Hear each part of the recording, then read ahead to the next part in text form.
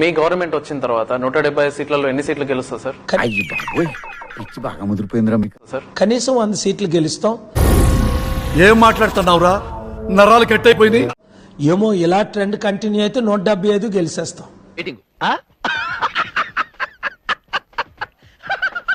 ఏంటి మమ్మీ ఎవడు? అది మీ ఆశ, మీ కోరిక అయి ఉండొచ్చు. రియలిస్టిక్ ఏంటి? What is genuine? నా నమ్మకం అది. ఏం పాయింట్ పెట్టావన్నా, సూపర్. అదే వై నాట్ 175? ఏంటి సార్ అది?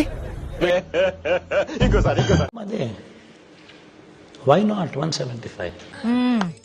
సరిపోయారు ఇద్దరును. Including Mangalagiri, why not? Even Pithapuram. Why not? ఏంటి బాబా అన్న ఇంకోసారి అలసత్వంతో ఉన్నారు.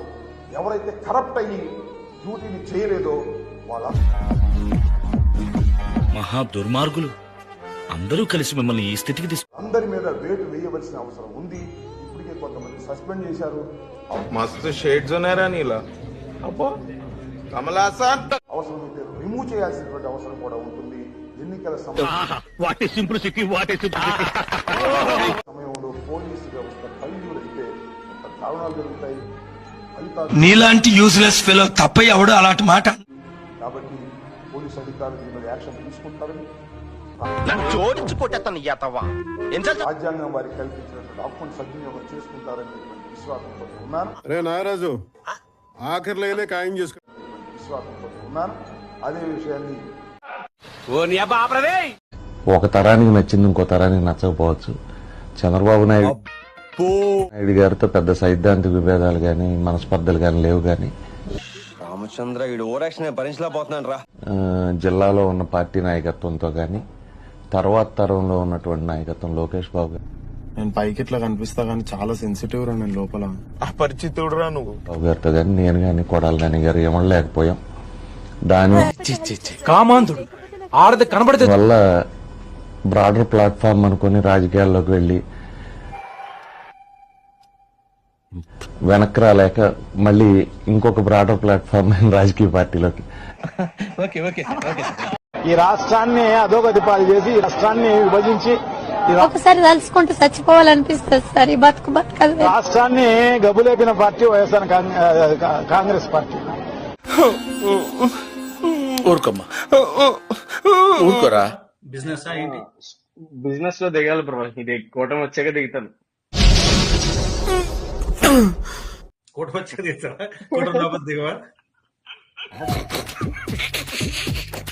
దిగుతాను, వేరే స్టేట్ లో దిగుతాను.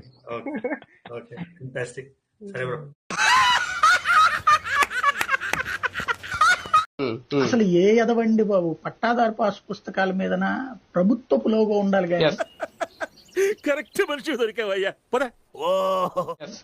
ముఖ్యమంత్రులు లేకపోతే ప్రధానమంత్రులు ఇలా బొమ్మలు పెడతారా? కామన్ సెన్స్ ఉండాలి కదా. లోగోనే ఉండేది. అదే చంద్రబాబు అయినా జగన్మోహన్. ఫైనల్ గా మీరు అది ఆస్తి కదా. నువ్వు అంతకైతే గనక పైన ఇచ్చే కవర్ ఏదైనా కవర్ లో పెట్టిస్తావు కదా. ఇప్పుడు డబ్బు ఇంత చిన్న లాజిక్ ఎలా మిస్ అయ్యారు మీరు? పెడుతున్నారు పెన్షన్ డబ్బులు కవర్ లో పెట్టిస్తున్నారు. కవర్ మీద బొమ్మ వేసుకున్నా అస్సలు ఎంకరేజ్ చేయకూడదు. సిగ్గు పడాలి. జగన్మోహన్ రెడ్డి గారు సిగ్గుపడండి. అది ఉండాలంటే ఎంతగాడికి ఉందంటారా లేదంటారా? జీతంతో హుందాగా వాళ్ళ జీవితంలో సెటిల్ అయ్యే ఉద్యోగాలు ఇస్తాను నాయకుడిని చూస్తాం కానీ నువ్వు ఇంతకు మించి దిగజారవన్న ప్రతిసారి యు ప్రూవ్ మీ రాంగ్. నువ్వు పంచదార పంచుకుని 5,000 రూపాయలు ఉద్యోగం ఇస్తాను అని చెప్తున్నారు చూసారా. వచ్చిన అవకాశాన్ని సద్వినియోగం చేసి వాలంటీర్ ఉద్యోగాలు ఇస్తాను అన్నప్పుడే మీ విలువ పడిపోయిందండి. ఊరుకో ఎద్దులో ఉన్న ఏడిస్తే దరిద్రంగా ఉంటది.